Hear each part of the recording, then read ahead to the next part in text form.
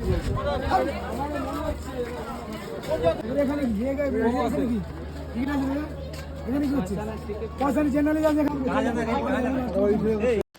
ভিডিওটুকু দেখার পর তোমাদের মনের মধ্যে প্রশ্ন আসতেই পারে, আসলে ব্যাপারটা কি হয়েছে।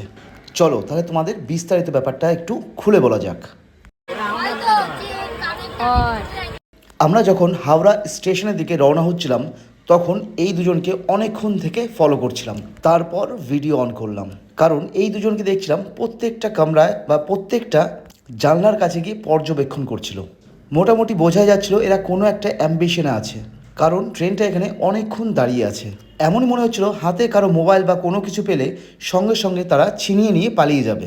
ভিডিও করার সময় এরা বুঝতেও পারছিল যে এদের বিষয়েই কোনো সমালোচনা হচ্ছে, কারণ কনফিডেন্স না থাকার কারণে এরা বারবার ভিডিও করলে মুখ লুকাচ্ছিল।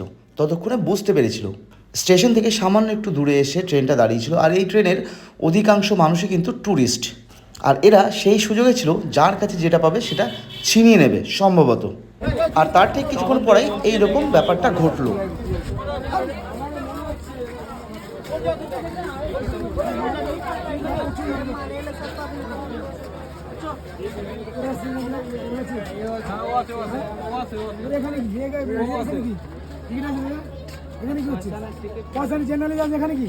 আমি তখন থেকে আমরাও নোটিস করছিলাম, তখন বলাবলি করছিলাম যে একে দেখে ঠিক মনে লাগছে না।